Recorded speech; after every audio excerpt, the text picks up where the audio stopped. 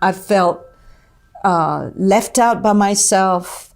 I felt betrayed. I felt everything. And it's hard to know what was the reality of all of it, but I used it to play. Filmmaker Magazine presents Back to One with Peter Rinaldi. Juliette Binoche is an actor. In March, she was in New York City to attend Film at Lincoln Center's Rendezvous with French Cinema series, which was showing two of her newest films, Both Sides of the Blade and Between Two Worlds. I sat down with her on the Upper East Side of Manhattan to talk about the work. What do you mean by you start with sensation? What does that mean? Well, something I discovered actually with Susan Batson, who's an acting coach. Yes. Because, I've been, starting to act with my mother when I was a teenager. And then I went to Paris, and then I had my own class because I was imitating my mother. And after that, when I had my A-level, I went to a private school with a wonderful teacher, Vera Gregg, for a year. And she really erased anything I thought I knew. She really ripped me off my sort of knowledge about acting. Because I thought I was, I knew how to act. And I didn't know because I was making it. I was doing it instead of being it. And so she opened the door to the being, what it is to be in the incarnation of being. Then before that, I had another teacher that when I was at school, that was in my area in Paris, and he was wonderful, Jean-Pierre Martineau, and I learned how the body is so important, the resistance. When you act, it's about resistance. It's about, or when there's an emotion, it's about resisting the emotion because it creates a sort of a truthful mechanism in the human being that is happening in the resistance. So all this concept, or this more concept that is more the experience of those teachers was really making me think, feel, question, what acting is or could be. Then I started working, of course, in a lot of films with a lot of different directors. And I met with Susan like 20 years ago, or exactly 22 years ago. And as we were working on different projects, not all of them, but a lot of projects, there was a moment she started talking to me about the sensation. And it didn't click into me first. But then, probably because she worked with Lee Strasberg, and it's a lot about sensations, the memory of the body in that circumstance, the heat or whatever. But she started with me at a certain point after, working together on several projects, on starting with the sensation. And then it clicked something in me. Because I felt the body never lies. It's not tricky. Body is not tricky in that way. So if you start with the sensation, there's a truthfulness that comes with it that is amazing. And it really opened another horizon in me. That was different from what I've learned or I've been through. And so for me, if before starting a scene, if my body is open to that sensation of whatever I need to achieve, I know it's going to take me in, and I will not have to trick myself with thoughts, trick myself with whatever you're using. It's just real. Wow. So this is interesting because, do you have to be a certain kind of person, though, that is in tune with your body already? Yeah, definitely. So you were already that person and didn't understand this key? Well, I think as an actor, you have to have sensations in order to be real, and so your cells have to play. It's not only your mind or your heart or your cells have to be involved. Yeah. And that's why it's called incarnation. So for me, it's the truth, the truthful flag that's going to tell you you're on the right place. You're in the right place. You've got to start from a place, because you're not acting out of your head. You're acting because of the body, the linking of the body, the soul, the emotions, the feelings and the thoughts, and the unknown, I would say, is also very important, because if you anticipate in acting, it just kills it. You're playing in a place where you have to be innocent in a way, and not anticipating, being in the moment, in the present moment, becomes the real key to incredible acting for me. You know, that's what Philip Seymour Hoffman is achieving. Is that you never know what's going to happen. You're always surprised by what's going on in him. There's an honesty that is overwhelming, because he's never trying to trick you, manipulate you in any kind, because he is putting himself in the question of what it is to be a human being. Yes. And I think that it's one of the most remarkable actors ever that Brando has as well. It's not at the end, towards the end of his acting, you know, in his life, but definitely at a certain point in the heart of his work, he was, so honest moment to moment. When you're on the set, though, like let's just say you figured out kind of the sensation, and the way you're talking about it, it's almost like the track gets laid, and you know your body's kind of, like you're saying, your body doesn't lie, so you know you're kind of in the right spot for it. This is what I'm understanding. But how do you, because of the way film works and how there has to be take after take. But I'm sorry, I'm just going to hold yourself just for a second, because you have this gesture of going forward while you're saying, going the track. It's not that yet. Okay, it has to be inside.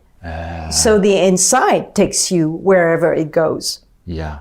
So you're not anticipating that towards something. You're of course there's an intention. I think that's what I mean. And the intention is something different than the sensation. The sensation is like the earth you're going to do the sculpture with. You need to have the right earth in order to, you have the intention and the unknown as well, because you don't know where it's going. But if you have the right intention, then it takes you in places you couldn't even imagine. So here, to use your analogy, that earth, that kind of material, how do you keep accessing that during the production?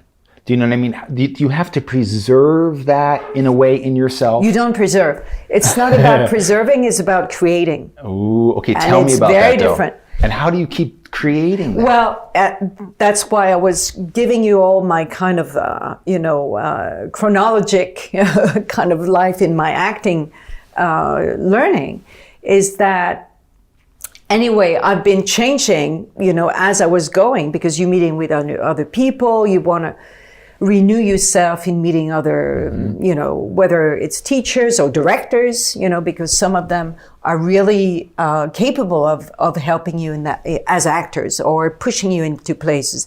They're very few, but you have some. And that's very refreshing as actors, because you don't want to do the same thing. You want to be in the new.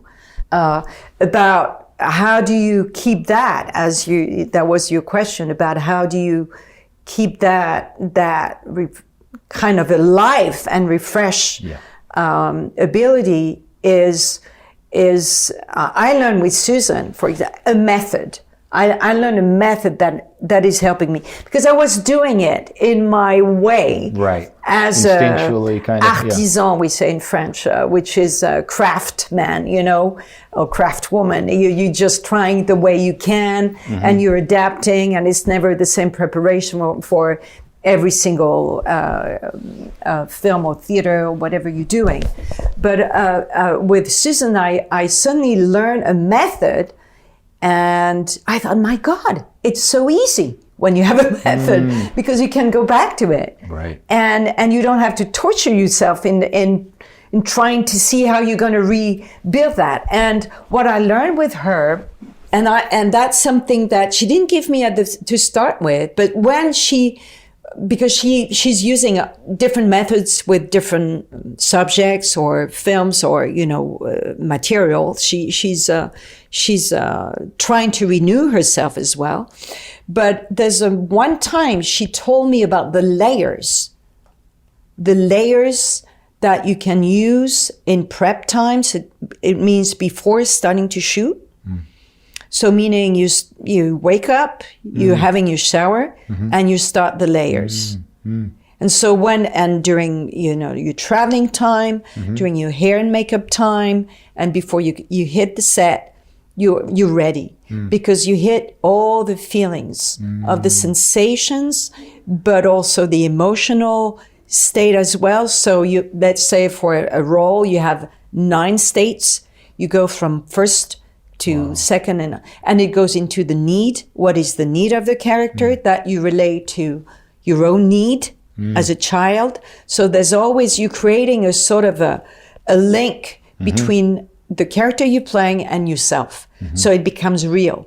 So the sensation I engage with something you know, and that your cells know. And so in the theater, for example, it would be me coming to the theater, hours before, and putting myself on the floor and preparing inside as a body and mind together, and going through the sensation. So it hits the sensation, it hits the emotion, it hits the feeling, the thought all together, and I can go to another layer, and I can go to another layer until I've got it all.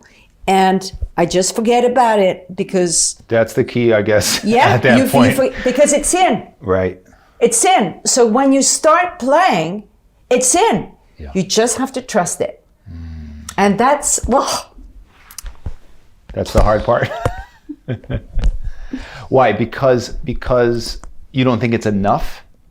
Because there's part of you that thinks it's not enough. Yeah. Tell me why you're getting emotional now about it. Because it's a jump. Yeah. And there's a risk in the jump. Yes. But you must have had so many moments in these 20 years where that jump paid off, right? More than 40 years, because I started acting. Well, no, I know that, but I'm years. saying since this sensation. No, because unconsciously I knew it. Right. You've been jumping all this time. I've been jumping, kind of course. But sometimes I've been in front of walls and thinking I can't do it. Right. And so having a method, it doesn't mean that sometimes it didn't hit that I was in front of a wall and I couldn't do it. And I remember there was a moment I was doing a film with John Boorman called In My Country, and I had to play, it's a very difficult scene with my brother in the film. That was a perpetrator during the apartheid in Africa. And I had to confront him in suddenly realizing that he was a perpetrator for, in the apartheid. So it was very hard to know emotionally how it's going to be, how it was going to be revealed. And I started doubting myself. So I had a stone in my pocket, I remember. That was a stone that I took for this character that I was relaying myself with. Because you invent things in order to put yourself in different, areas inside. And I couldn't feel it. I thought it's not going to work. And so I called Susan Batson. I tried to call her, couldn't get a hold of her. I was in South Africa. She was in New York. And so I came to the set and I played like 3 takes and I hated it. I felt it's just bullshit. Yeah. It's not real. I don't feel anything. It doesn't come across. I cannot dig in. I cannot be in it. So I was very frustrated. And I was really on the edge of giving up, you know, and being upset with myself. And John Boorman, actually, when we started shooting together, he was in another room with his combo, the monitor. Yeah. And he would do like 1 or 2 takes and was happy. And that was the first week of shooting. And I was very upset. I thought, I'm going to be shit in that film. I don't have the space to act. I don't have any relationship with this director. So I said to my assistant at the time, just so never mind, I'll be good in another film next time. But this film, I'm just giving up. And she said, no way. You speak to him. You have dinner with him. You speak to him on Saturday. And you try and tell him what you're telling me. So that's what I did. And John was like overwhelmed and saying, oh my God, you should have told me before. I want to be there with you doing this film, ask so many takes as you want if you need to. And so what happens during the shooting is the more we were going, the closest he got. Yeah. Until he didn't need the monitor anymore. He was close to the camera as directors were when I studied as an actress. Yes. I was so overwhelmed, so touched by it. Yeah. So what happened that day when I couldn't play that scene, because I was the one asking for another take, you know, until I reached the point where I felt this is it, we have it. He never asked for another take. That was the first time he asked me for another take.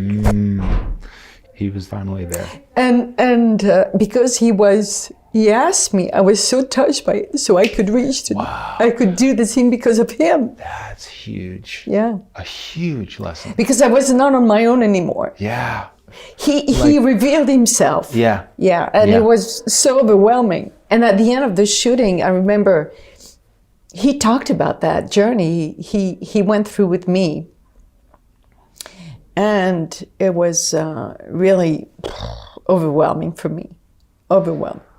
And this is a huge lesson for directors too, about the relationship, the collaboration that needs to happen. It's not always mental. No, you can think before, you can think after, but when we're creating, it's another kind of place. Yes. And that's because I had, you know, to deal with directors that were more mental. And you have to allow that as well, that you know that you don't need it, but they need to express it so they feel that they're in their film. Right. But you know, you have to be patient sometimes and think, okay, you need, you know, and you don't want to hear too much because you don't want to.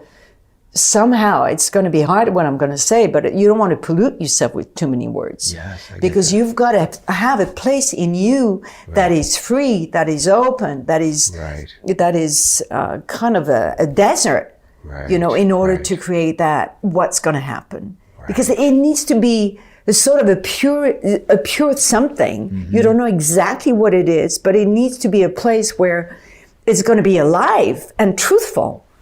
And so if you hear too much thoughts or even bullshit, I would say, before a take, it's horrible. I remember a director saying, you know, any questions? Just before a take. And I would say, I don't need any answers. And I was laughing at him.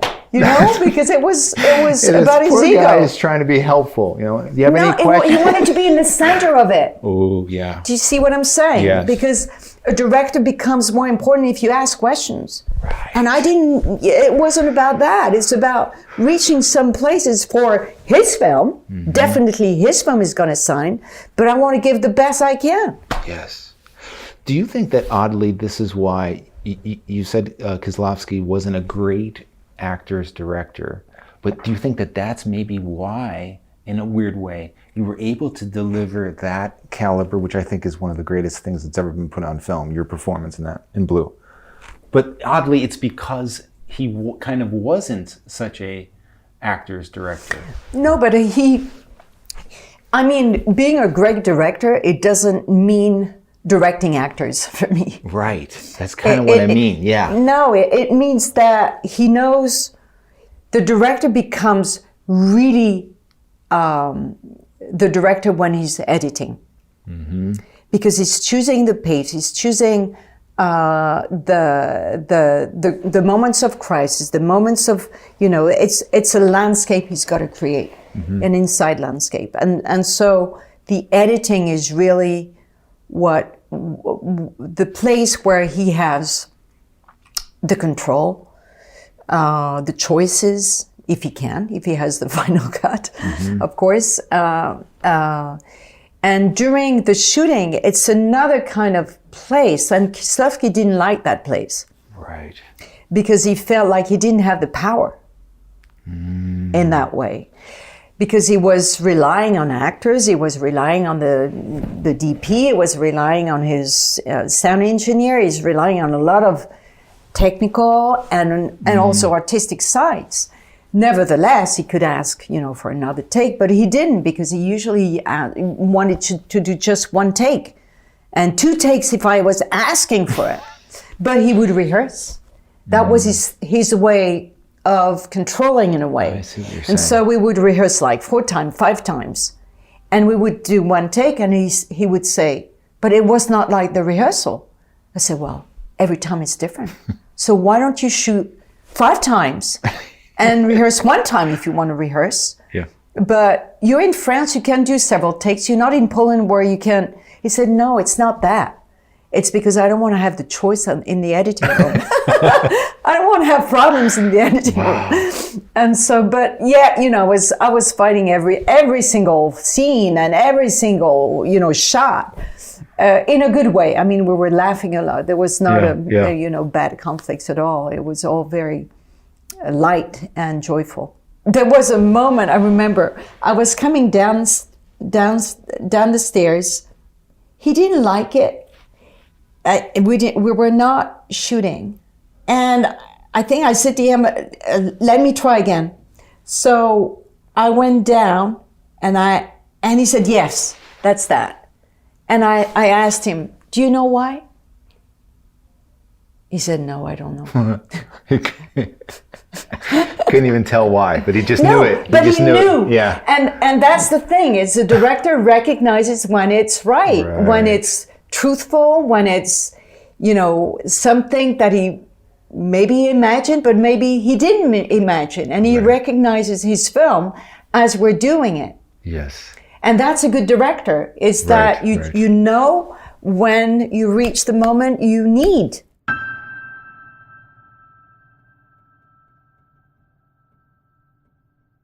It's so interesting that we're talking about acting when I just saw this movie. This is an actor's film. And I don't know if that is what you as an actor would feel like. I'm talking about me as an audience member. I don't get these kind of experiences a lot. You guys were doing something, it was bodily. You were acting out of your body. There was a visceral thing happening here. But tell me, knowing that this is the kind of material you're going to be working with, and this director who you worked with before, Claire Denis, but I don't think you ever worked with Vincent. No. So what were your worries, or what were your excitements about this? Knowing where you had to get to. I didn't know what was going to be done. So wait, what did you have in the beginning? I read the script, of course, and I read the book as well. And I know the writer, and I know that it's a true story. I knew it was a couple, confronting this need of freedom for this lady, for this woman, and that was bringing a conflict, because she's claiming to be free in order to be herself for a moment and past that, but it's a need that she cannot control. Yeah. And so I remember somebody saying, having feelings towards me and I said to him, "You're married. How can you ask me?" And he said to me, "I cannot put my heart in a fridge." And it made sense to me. Yeah. Say, I understand the need of knowing yourself through an experience, even though it seems wrong from the outside or even inside, but that it's painful for everyone. So, and also I have been in my 20s in a triangle situation, not for a long time, but enough to remember that it's hell.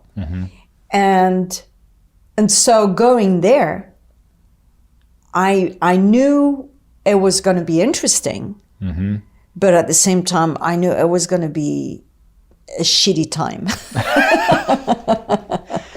And how important is getting all of this character's backstory down with Vincent before all of this happened? You know what I mean? Do you need to have that worked out? Because there's so much about the love that has happened before that it seems like you guys are playing in with what happens with this third person coming in. You know what I mean? There's a lot of like backstory that feels like you guys are being affected by, I guess. Right. And do you both have to be on the same page about that? Or were you just seeing how? No, we didn't work in that way. We had one dinner together just to know. Vince and I bump into him once in a while, but I didn't know him. So it was, we had dinner with the producer, the director, Claire, and him and myself, the actor, Vincent. And I could feel a little macho in him, and he has that reputation, so I could feel it and say, well, that's good for conflict. As a woman. Yeah. And of course, Claire, you wouldn't agree with that because she's very defensive of her actor, and that I love her for that. Yeah. And sometimes it pisses me off too. Right. But I mean, there's I had enough in my story, in my library of love stories. Right.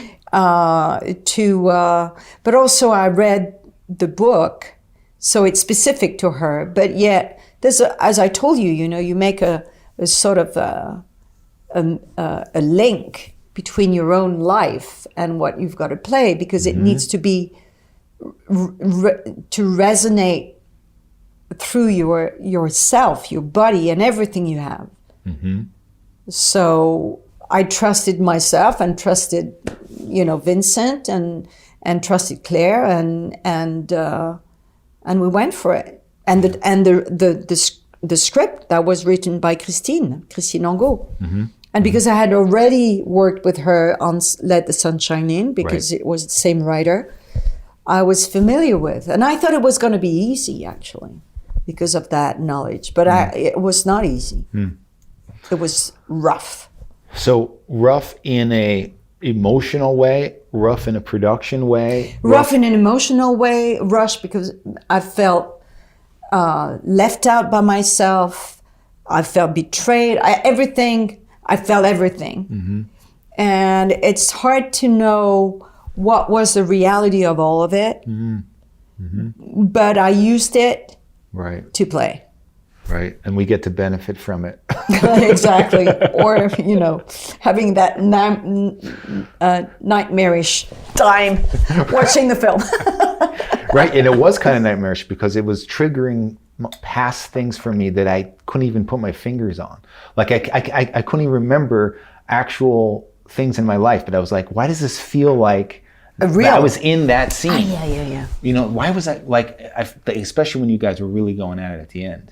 It was really like triggering little twitches of other arguments I've been in with people, but I don't recall exactly which ones. Where and what. Yeah. Well, films are made for that. Yeah. To reconnect with parts of your life, parts of yourself. Yes. Relinking places so you learn from it. Yes. And you can grow from it. You can transform through an art form.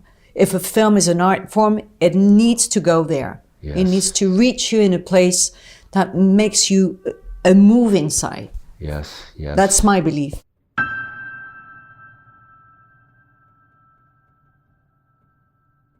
Between Two Worlds, you really pushed for this movie to be made, and I made a short film when I was in film school about a cleaning person. Lately I've been thinking I want to redo it because it wasn't done quite well technically.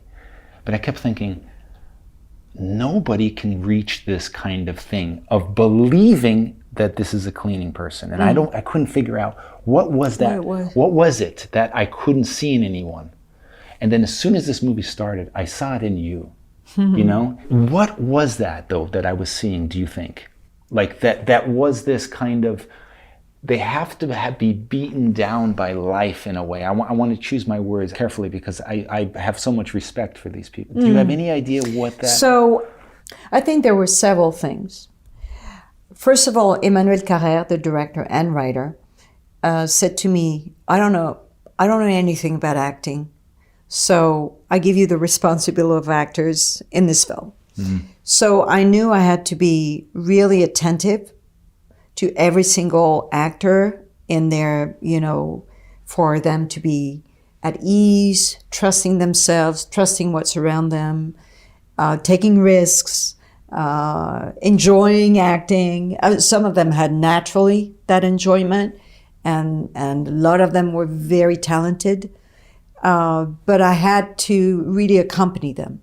So that was one thing. On my personal life, because I didn't prepare before starting shooting. When I arrived, the day before, we did the sort of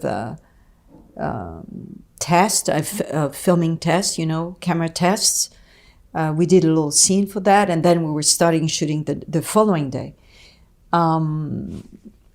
When I arrived in Caen, where it takes place, that city in the north of France, I was sick. I was like I had a cold, a terrible cold that I had like for a month and a half. But meanwhile, I was going back and forth between Caen and Paris because I was seeing my father, who was very sick at the time. And so I think my state was really low. Yeah. And I used that. You used it. And being totally naked in that way of being raw and weak and not knowing, you know, it was my way to reach that. Yeah.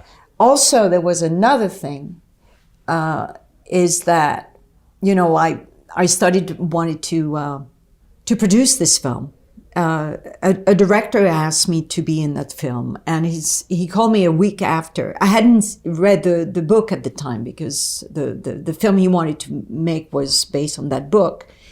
So I was starting to read the book, and that director said to me a week after, "Leave it.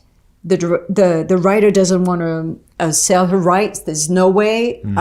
It's been years since she said no to selling her rights. So turn the page, it's not happening." But of course I finished the book and I said, there's no way that this film is not going to be made. So I called Florence Aubenas, the writer, and I say, this is insane. We need to do it. And so after a while on the phone conversation, she said, okay, but then Emmanuel Carrère has to write the script. So that's how it happened. Years happened because Emmanuel was writing his own book. He's a very well-known novelist in France. And the time that, you know, finally Florence allowed to have the rights to happen, and because there was a lot of resistance in that way, finally it's all coming together. And Emmanuel Carrère says to me, I don't want you to produce the film. Whoa. So I was shocked. I didn't say anything the moment he said that, but just a few seconds after I said, well, this is very hurtful, but because those women are being humiliated in their work, I accept, because it's my first step in the movie. Yes. So I just opened my way in just accepting of letting go of all the work I had done before, and all the, the belief I had. But yet I was in the movie, and really what mattered to me, that the film was being made, and the subject matter is in people's consciousness. Yes. That when we see a maid, when we see a work that seems to be nothing for the society, that there's a little bit of a word, a little bit of a smile, a little bit of an attention to the human being who's doing that work for you. Yes. So that was it became clear, crystal clear of what, that I needed to serve that film, and that was the way I was going to do it. Yes. And thank you. Thank you for doing that. But what that's an example of not needing to prepare as actors. I didn't need a method. Yes. My life was my method. And Do you see? But you realize that you can use that, though, instead of being beaten down by it. Absolutely. That's the key. Yeah. All right, they're kicking me out. We obviously need a part 2 of this one day. Juliette Binoche, please. Thank you. Thank you. Back to One is a production of Filmmaker Magazine, which is a publication of The Gotham, formerly IFP. Listen to back episodes of this podcast at filmmakermagazine.com or wherever you get your podcasts.